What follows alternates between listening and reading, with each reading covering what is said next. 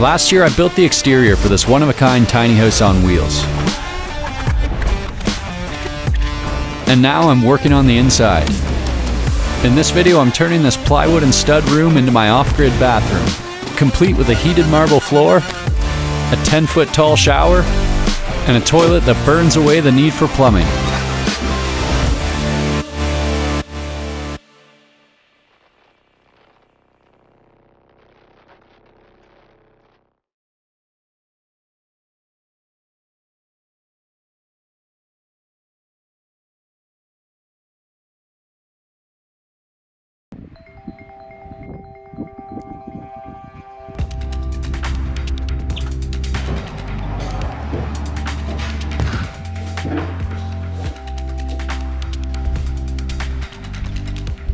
Now that I've pretty well closed in the interior in my last video, my next order of business is going to be finishing this tiny house bathroom to a completely usable state. Everything in here is already insulated from the last video and the ceiling's pretty well done.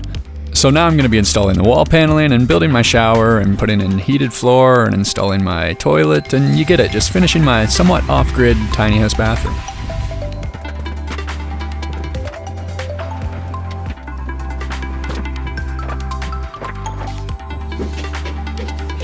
So first order of business here is installing the wall paneling, and for that I'm using the same tongue and groove shiplap that I installed in the last video, so I'm not going to go into a ton of detail on how I installed this. By the way, if you haven't watched the last video where I just kind of roughly finished out the interior, you can watch that up in the top corner right now.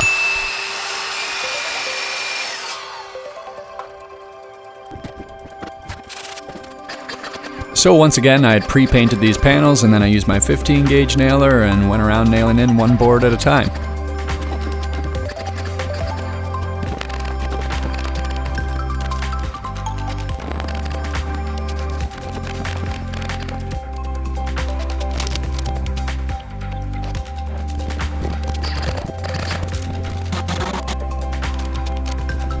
Now before I close in that third wall, I have this heated floor cable. So basically this gray part is 88 feet long and will get zigzagged underneath the floor tile. And then the black portion of the wire just gets fed through the wall up to a receptacle box where it'll connect into a thermostat. So I didn't actually plan for this in my electrical plan, so I'm just adding in a new receptacle box just inside the bathroom door here. Then this wire will come up from the floor up to that receptacle box, so I'm just going to notch out a little piece of this 2x4 with my multi-tool.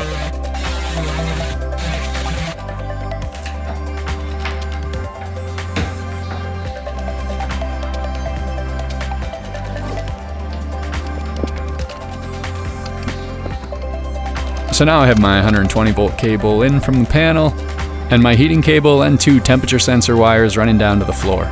And then I'll pick these up later once we start doing the tile. For now I can finish installing that wall paneling and give it its second coat of paint before I move on.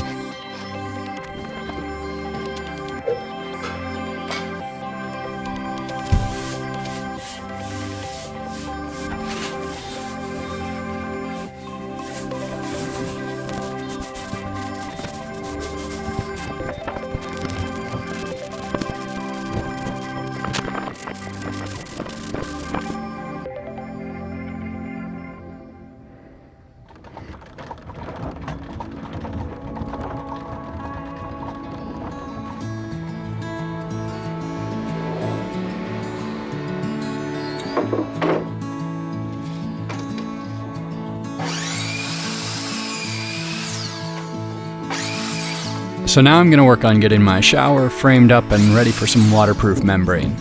So I cut up some 2x4s to length, and I'm just building up this shower curb.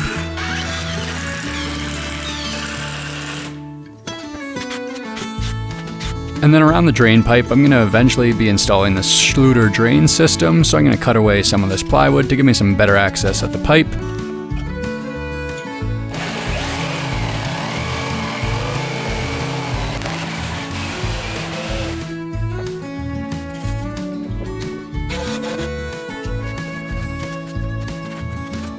And then when I was measuring where I need to cut this pipe, I remembered I actually left this unglued.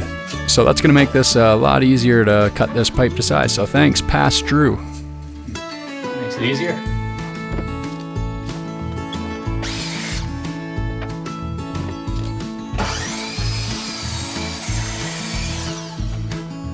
So I'm actually going to raise up my shower floor 1.5 inches, so for that I'm using these 2x10s and just cutting them to the width of the shower. And then I'm using some construction adhesive and screws to secure that in place on the shower floor. The reason I'm raising this up is because that pipe that will go between the shower drain and the plumbing that's in the floor isn't quite long enough with the floor being level where it is now. So I'll just add on that 1.5 inches and then I don't have to rework on any of the plumbing that's in the floor. Couple more things, I cut out one of these studs and moved it over a few inches so that I could install one of these shower insert things where all my shampoo and soap will be stored in. And lastly, I also added on some plane to thickness boards along the shower door sides so that this will be the proper width once it's tiled in and it'll accept the door.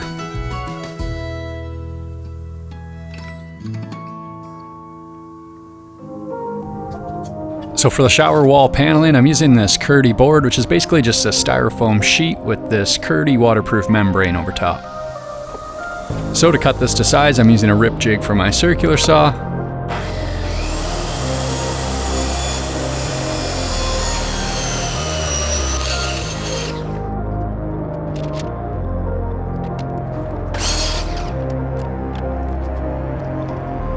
And for any inner cutouts, I'll use a jigsaw with a fine-tooth blade. You could also use a utility knife with a good sharp blade, but I prefer to just use a saw because it's less manual labor. So once this is installed over the studs, this is going to be the backer board for the tile. So it's a really lightweight option for that, as opposed to using drywall or cement board. And this also doubles as the shower's waterproof membrane, so I don't have to install that separately from the backer board. This will still need some banding and stuff around the corners and over the screws to make this fully waterproof, but I'll get to that in a minute.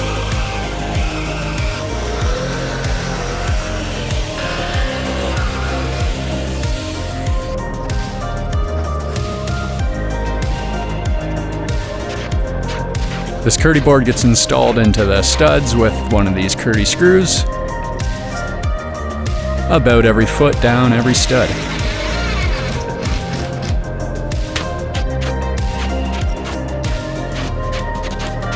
I also installed some of this on the outer wall of the shower because this is going to be tiled.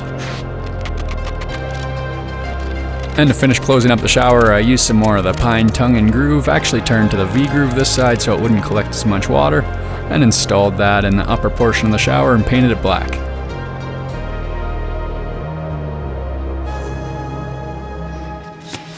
So here's some of that Curdy band I was talking about that I'm going to use to seal the corners and over the screws. So first of all, I'll mix up some all set according to the directions on the bag.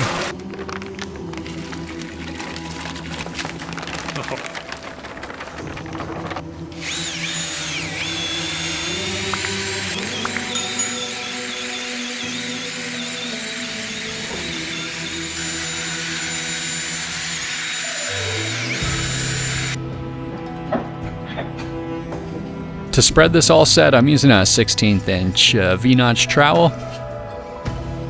And I'm going along the corners with the flat edge of the trowel just to lay down a base layer of mortar. And then using the V side of the trowel to scrape that into a measured dose of all set.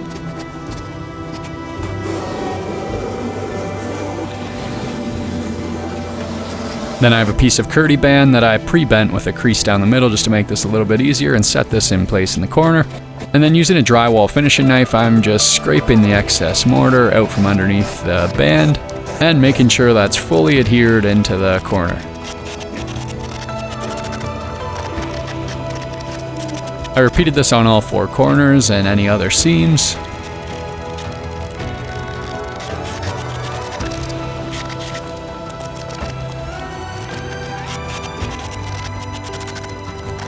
And then I also cut up a bunch of these squares and covered up every one of the exposed screw heads.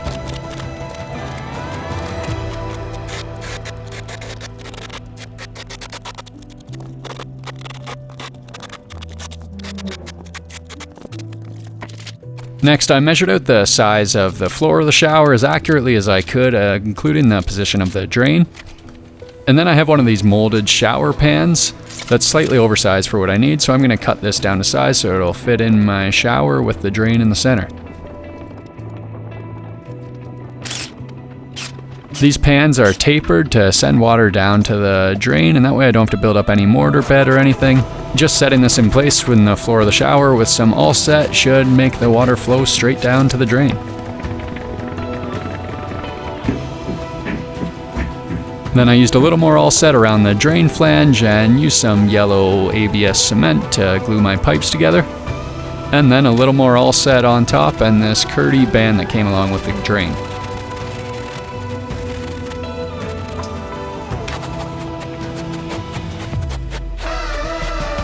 Then I installed these 4 inside corner pieces and the banding along the walls connecting to the shower pan.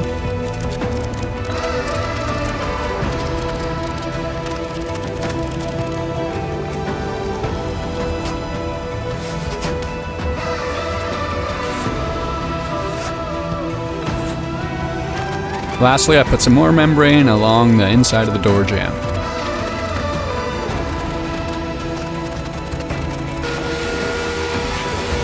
Next, I'm going to be installing the membrane that goes underneath my tile floor that also houses my heating cable. So I first vacuum my floor and wet it down just with a damp sponge, and then spread out some all set using a 1/4 inch square notch trowel.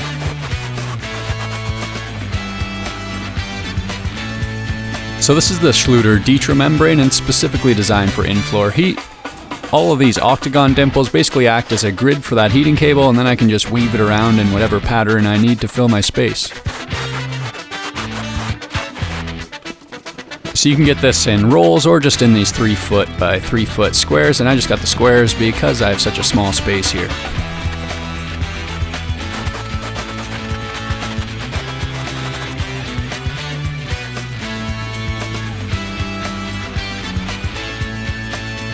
So now I can actually start installing that heat cable I'd ran through the walls at the beginning of this build. So first I'm cutting away a little bit of this membrane for this thing. I'm actually not sure what it is, I just know this needs to be laid underneath the tile.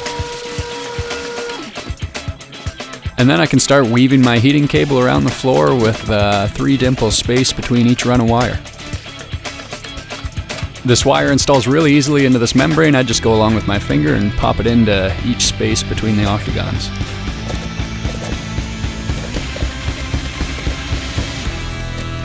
Once I have that in a pattern that works for my space, I have these thermostat sensors that I'm just hot gluing into place here. And these kits come with a couple of these just for redundancy, I think, just in case one of them breaks, you always have a backup. You also want to check the resistance of your wires after every step of working with this cable just to make sure the resistance is what it says on the packaging and the wires are still good and you're not going to have to tear out your floor later to fix your in-floor heat. And now this bathroom's ready for some tile.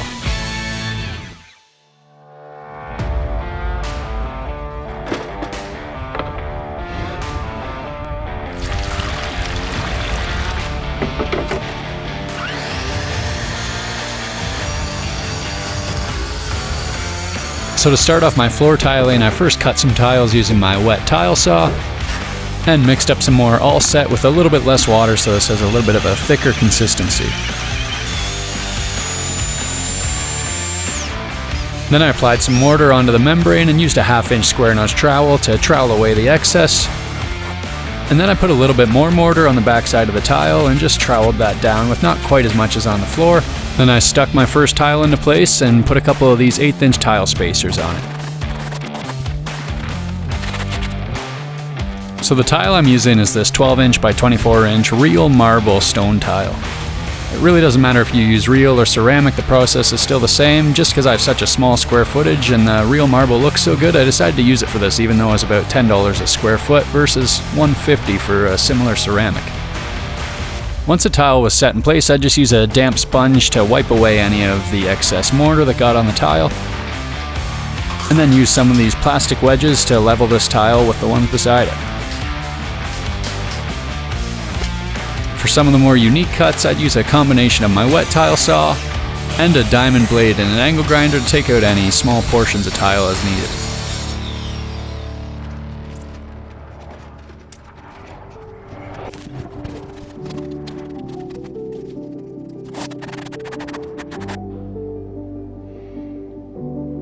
The next day I can take out those wedges and then I just kick out those spacers and they'll break off from the base.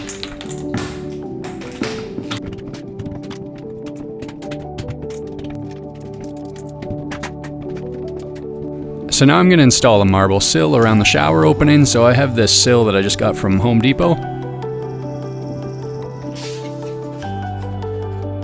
And I'm first going to cut up this bottom piece, so I measured this out on the sill. And then my angle grinder wasn't cutting that clean, so I actually just cut this back a couple inches, and then took this over to my wet tile saw and cut a clean edge.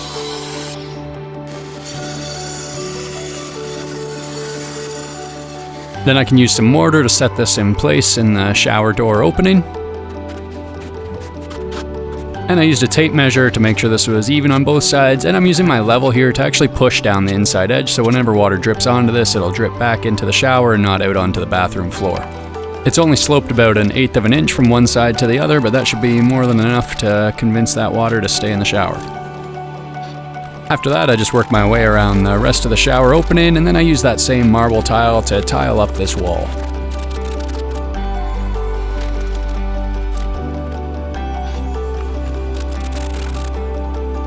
Now I can start tiling up the shower itself, and for that I'm going to work in contrast with the rest of the bathroom and use this dark black charcoal colored tile.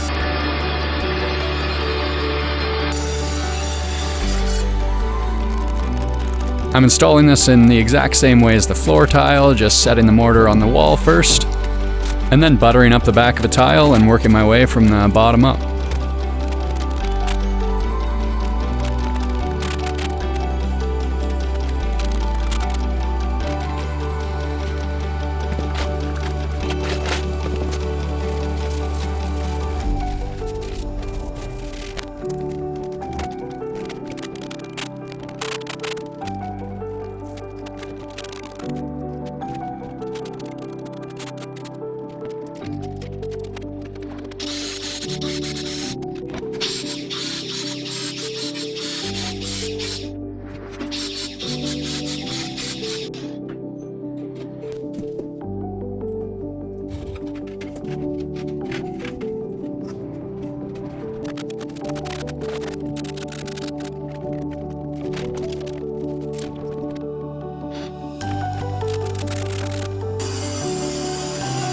To finish up that indented box, I'm using some of the cutoffs of that marble sill and just cutting this lengthwise to the width I need.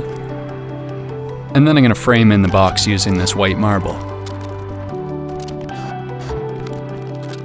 Then in the back of the box, I'm buttering up the back of all these stone pebbles that I just ripped off of one of those 1-foot mesh pebble tiles, and making sure to sponge off any of the excess adhesive. And now for the drain, I have this drain adapter thing that's set up specifically for this schluter shower system. So I slid on this height adjustment ring and then just adjusted this until it was about the width of one of the stone pebbles, with the pebble being a little bit higher so any water will drain down into the drain. Then I can set a good bed of mortar using a 1/4 inch square notch trowel and push this drain into place and use my tape measure to square it off the walls. Now I can continue setting some more of those black stone pebbles until I've finished the shower floor. For the most part, I ripped these all off the mesh backer, but there was a few spots where I could just use one of the full 1-foot square tiles.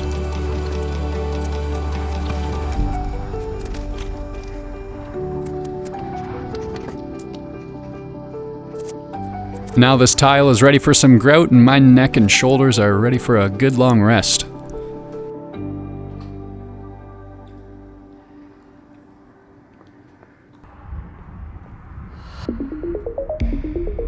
So to start my grout work, I have a gallon of this pre-mixed charcoal colored grout, and I'm just going to be using a sponge float to squeeze this in between the cracks of all the tiles in the shower.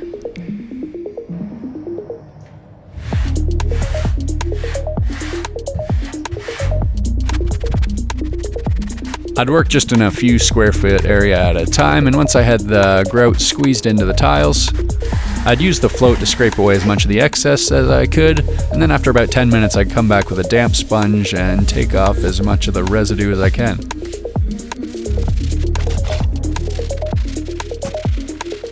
I repeated this a few times with the sponge, and then I'd come around with a shop towel and just kind of buff this until it looked clean.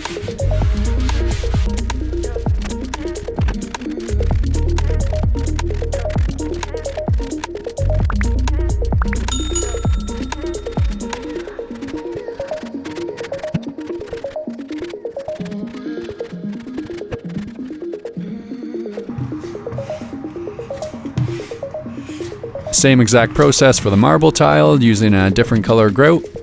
And for the marble, I used a grout that's unsanded, meaning that there's no grit to it. And that way, when I wipe this all around on the marble, it's not going to leave little scratches on the polished tile.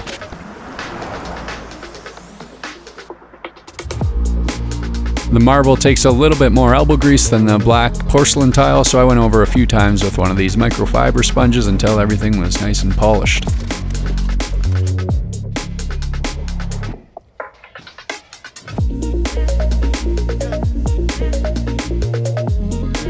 One last thing with the grout, in the shower it's really tough to grout those inside corners, so I instead have some of this color matched silicone sealant grout, and I'm using a bead of that to seal these corners instead of trying to grout it. And remember that membrane behind the tile is actually the waterproof part of this, not the tile itself, so it doesn't have to be perfect.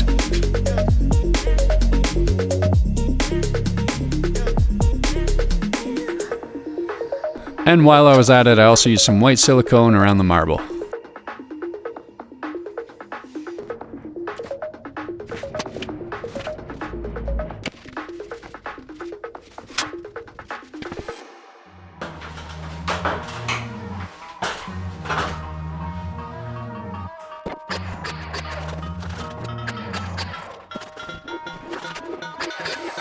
While I'm working in the shower, I'm trimming out that ceiling and then trimming around the window with some pieces of cedar. And that cedar will just get some Danish oil the same way I did the ceiling in the last video. And then since my neck's still all f***ed up, I'm having my brother carry some heavy things for me.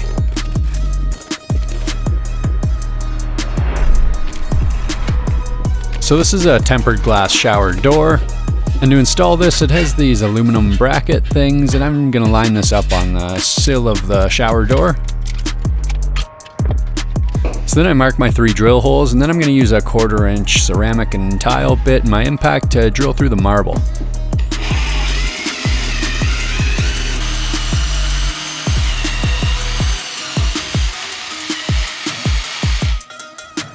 Once that's done, I can put the bracket back in place, then use some silicone inside the hole to seal it, and then screw that bracket into place.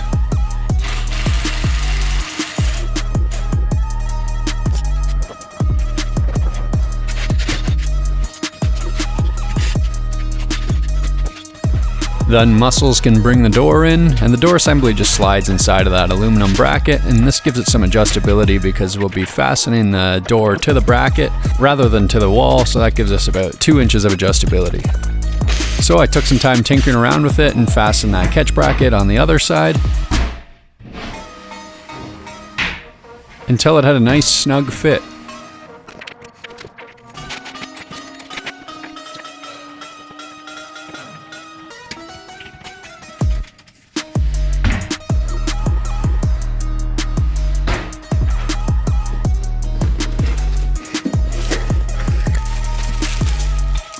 Now I have all the hardware for my shower, and starting off with the shower head arm, I wrap the end of the pipe with some pipe tape, and then use some pipe dope as well just to be safe, and then screwed that into the wall, into that drop ear I installed in the last video. Then I can screw the shower head onto that,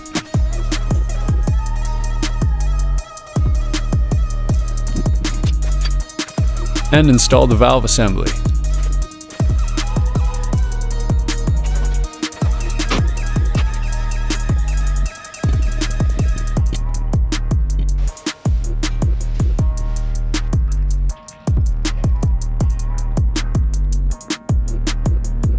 Now this shower is fully done and I can finally wash off my caulk.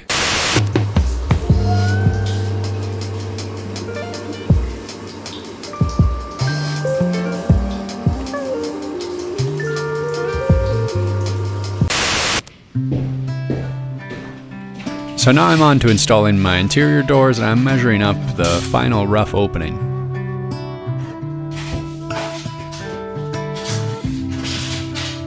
Oh, sick. I have to cut them. Now I was fully expecting to have to trim about an inch off of these doors and the jambs, but the doors actually came an inch shorter than expected, so I don't have to trim these at all. Though I do have to notch out a little section out of the jamb just where that marble floor is higher than the hardwood.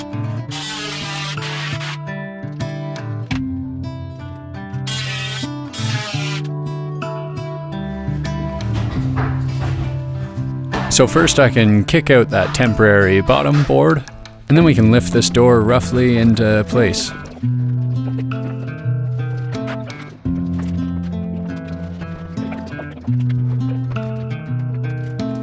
So to fasten this door to the frame, I'm just using some wood shims. And after I've played around with how the door opens and I'm satisfied with the shim location, I'm just going to nail through these shims using a couple 2-inch 15 gauge nails.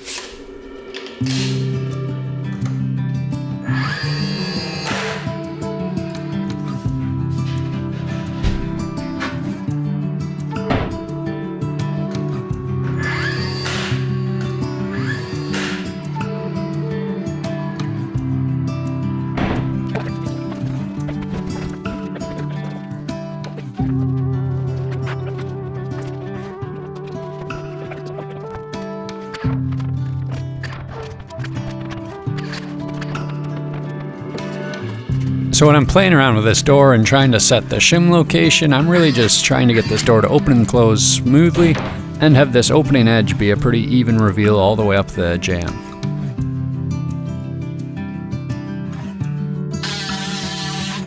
And then I can use my multi-tool to trim away the shims.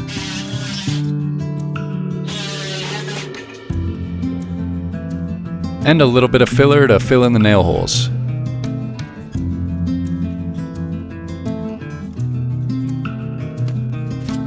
Now these doors and jambs need painted, and I'm actually going to remove the doors for this because it's a lot easier to do them horizontally. So I'm just hammering out the pins of the hinges and taking these doors to my shop to give them a couple coats of paint. It's now the middle of summer here, and it's regularly about 35 degrees in the tiny house or my shop because neither have air conditioning, so you're welcome for all the topless pics. I was also hoping to have this tiny house almost fully done by this point at the beginning of the year, but unfortunately my shoulder and neck are still pretty irritated most days and we aren't exactly sure what's going on, so I'm still kind of battling through that injury and hopefully we can get that sorted out shortly. So now I can start on some of the more finishing details around the bathroom. I'm installing the door and window trim the exact same way as I did in the last video.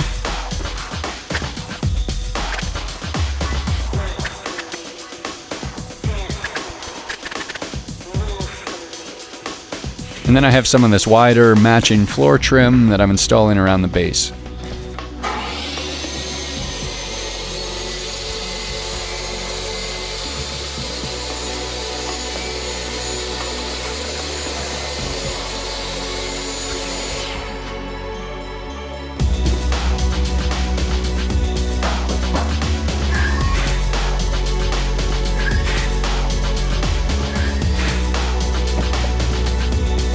One trick with this trim is for tiny pieces that you don't want to split with a nail, I'll just use a bead of whatever silicone I have around and just stick that in place instead, and that should hold it just fine.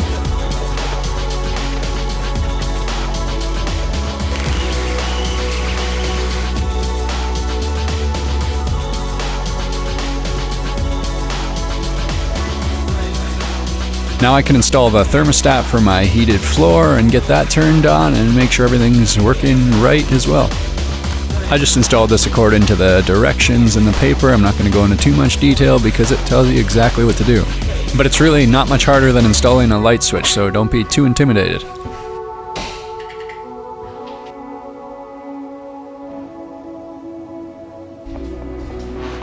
Ooh, that's nice.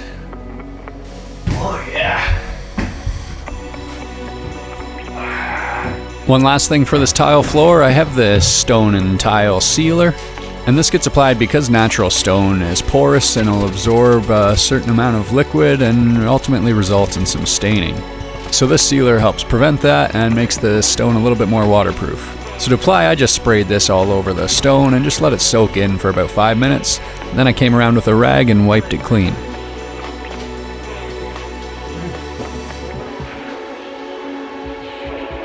Now I'm just going to be finishing up a bunch of oddball tasks around the bathroom. So I have some thin pieces of wood and I'm going to make a casing to go around this pipe where it exits the wall.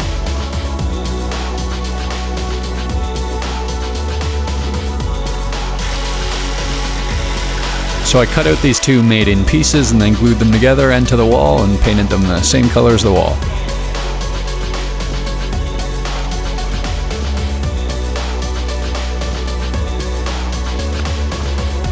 Next, I installed my door handles.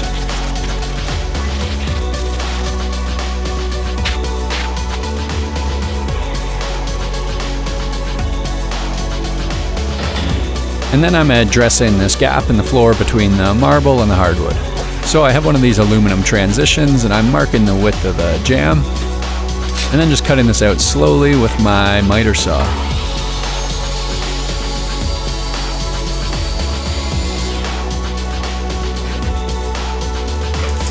Then that can be set in place and screwed in using the provided screws.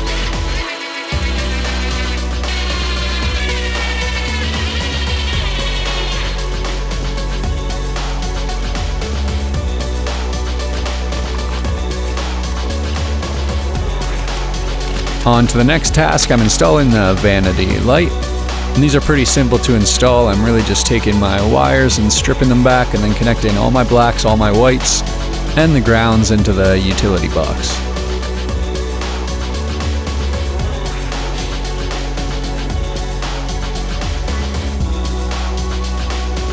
And one last thing, I'm cleaning up all that wiring that'll be in behind the Vanity and installing that DC converter that controls the strip lights up in the beams so that it runs off the same light switch as the rest of the bathroom lights. And that's pretty well a finished, emptied bathroom. Time to make some furniture.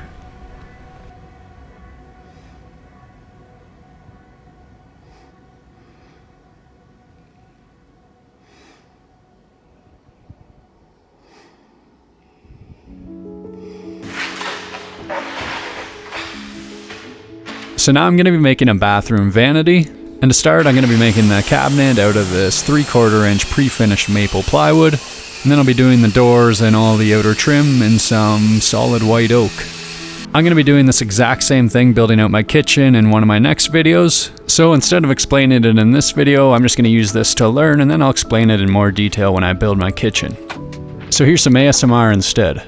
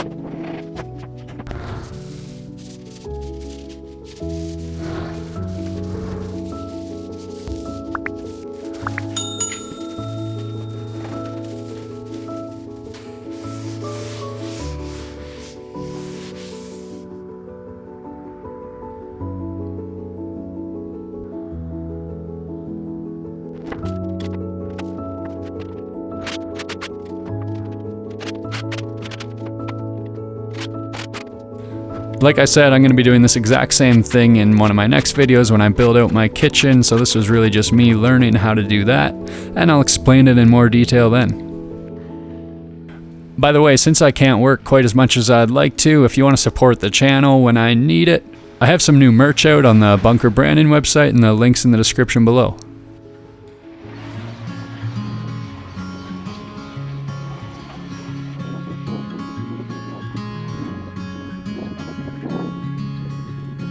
Now that I have this vanity done, I'm having my brother help me move it into place, and I gotta say, I've never really built a cabinet like this before, and it turned out awesome.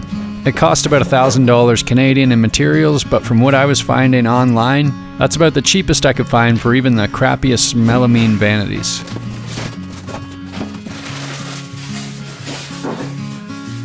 Now I have this marble countertop with an undermount sink, and I'm just going to secure this onto the vanity with some silicone. I also pre-installed the faucet while the countertop was off because that's a lot easier if you have the option.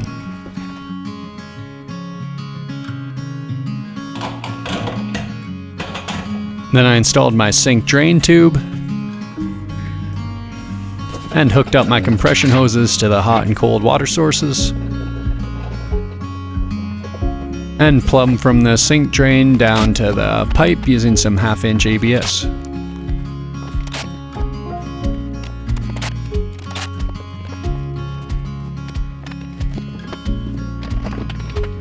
Then I used some L brackets to secure the vanity to the wall since this is a movable structure.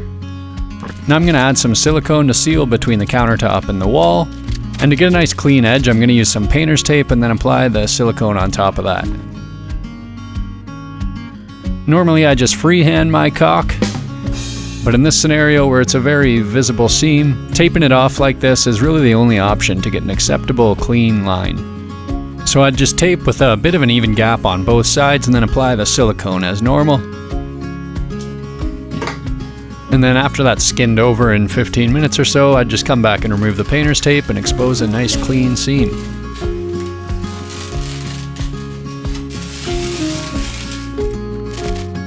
Lastly, I can install the vanity mirror.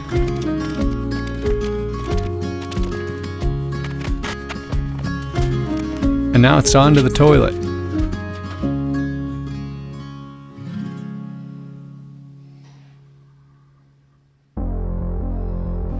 So since this tiny house isn't going to be plumbed in any sort of septic bed or holding tank, the options for a toilet are pretty limited. I could either get a composting toilet, which basically means into peat moss and having to empty that out every week or so, or I could go the more expensive route and get an incinerating toilet, which burns all your waste up. And then you're basically just left with some odorless, inert ash that you have to empty out every few weeks or so. So for my needs, I thought an incinerating toilet is a much better option, and in order to install this, I'm first going to have to remove some siding to install some venting. There's also this dead outlet I need to remove, which I didn't install when I was doing the interior in the last video. So instead of removing the whole wall of siding, I can use one of these siding removal tools and wedge that into the connection of 2 pieces of siding. Then I can split that seam and expose the nails on a piece, and then start removing the strips of siding that I need. To remove that dead receptacle, I took out its nails and then sealed it up with a couple layers of tuck tape. So now I can start measuring out the main exhaust port for the toilet. This toilet uses propane to burn, so that means it's going to use a very little amount of electricity to complete a cycle. And it can supposedly do about 100 flushes on a single barbecue-sized propane tank. Once I had that marked out on the wall, I used a long drill bit that I was careful to keep square to drill through a pilot hole. Then I can use one of these 4 3/8 hole saws to drill through on both sides. Now before I drill this through on the outside, I'm going to first be installing one of these jumbo mounting blocks. So I just use my hole saw just to trace where the hole is going to be and rip off a bunch of the house wrap accidentally. And then I can measure out this mounting block and nail it in place and tape that properly. Now I can drill my 4 3/8 hole through the mounting block and through the exterior plywood.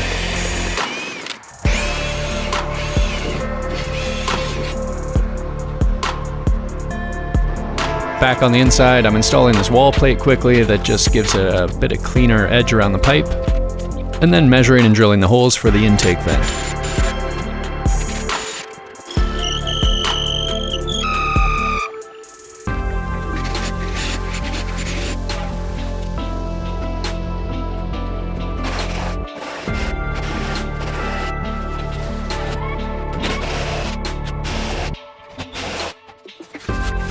Once I had that hole cut out, I can use some caulking and screws to secure the interior vent.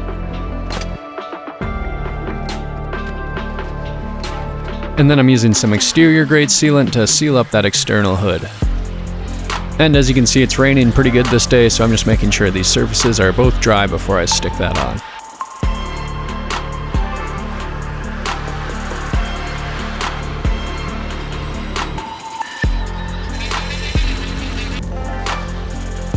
So this is the intake vent, and basically you can just click it open using this string, and then the toilet will breathe that air for combustion.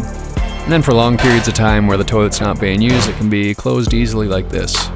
For a $5,000 toilet, you would think they would make it direct vent just so that there's not so much impact on the temperature of the bathroom air, but unfortunately that's not the world we live in.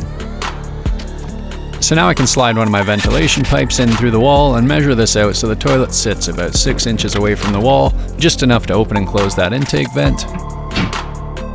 And then I can hook up my gas line.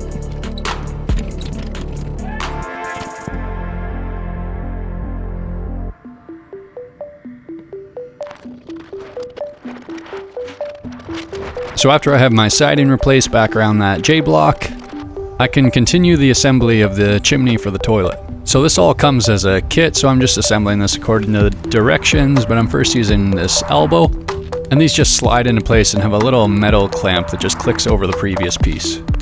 That also makes it really easy to disassemble, which is good because I'm gonna have to pull this off if I ever want to truck this a long distance because it makes it over width and over height. But not a huge deal, it's probably about a 10 to 15 minute task. So after I added some straight pieces to get this up near the edge of the roof, I measured out this piece so the top is going to sit about 24 inches above that roof edge. Then I cut that to size and screwed in this chimney footing. Then I installed this piece the same as the others and popped in the chimney cap.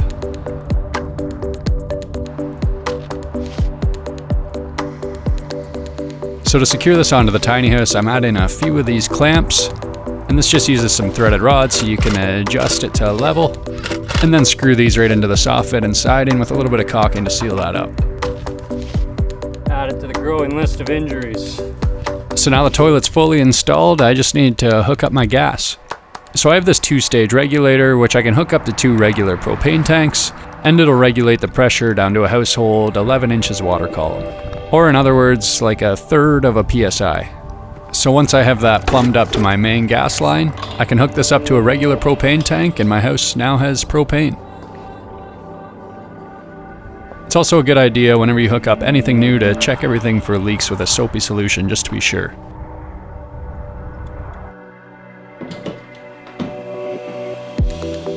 Now my throne is finally ready to be used. So to use this, you first lift up the lid and seat, and that starts the ventilation fan. And then you take one of these bowl liners and pop it into place. And then put down the seat and enjoy your favorite snack while you do your business. And I don't know what it is, some days those O. Henry bars just go right through me. So once you're done, you just close the lid and hit the flush button, and that'll drop that bowl liner and all its contents down into the incineration chamber. By the way, if anyone at O. Henry is watching this and wants to sponsor my next poop scene, reach out. I'd be very open. So after the incineration is complete, which takes about an hour, I can open up this ashtray and see that it's burnt this down to almost nothing. You're supposed to empty the ashtray every week, but I think it can do up to like 100 flushes or something before it's full. The ash is also completely inert and non-poo-like.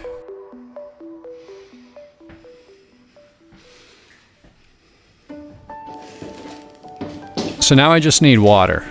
If I wanted this to be truly off-grid, an easy way to do that would be to run a propane line into a tankless water heater and then vent that out this wall.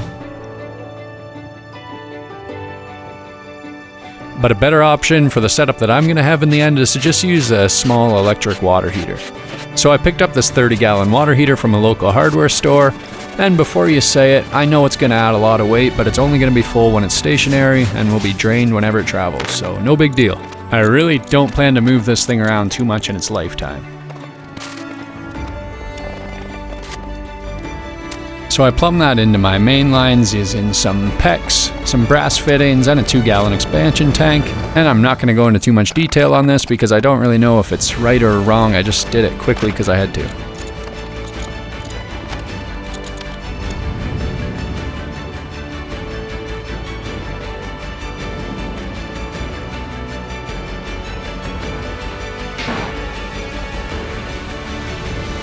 So once again, this isn't my permanent setup, but I do want to get some water running, so for a temporary setup, I'm going to bring in one of these IBC totes. And then I'm going to plumb in a pressure pump that pumps water from this tote into the main lines in the house. This is a very basic setup, but at least gives you an idea of how you could set up an off-grid water setup. So the suction pipe goes down into this tote and feeds into the pump, and that pump then feeds down into the main line of the house. And if this was a permanent setup, I'd probably hook some eaves trough up onto the tiny house and have a downspout to fill this tote. And then build a little pump house that holds all the filtration and stuff, but for now this is just a basic setup to show a proof of concept.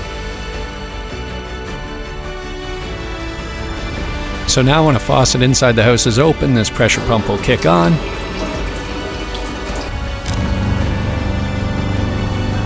And once there's no more flow, it'll kick off. And that's it for the bathroom of this tiny house.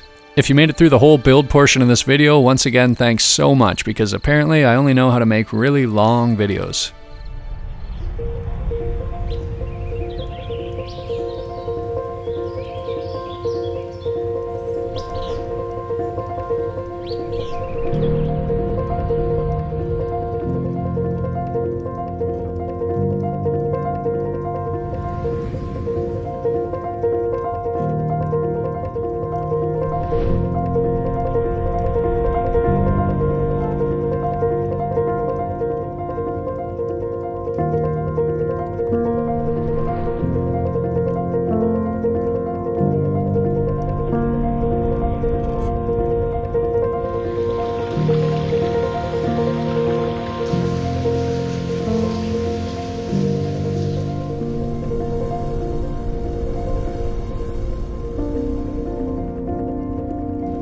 So overall, this took me 2 months to build and about $15,000 Canadian, with almost half of that being just the price of the incinerating toilet.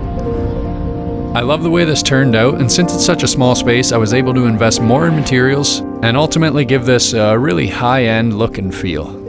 I know this isn't quite 100% off-grid because I have an electrical hookup, but most of this was designed to be as off-grid as possible, whether now or in the future.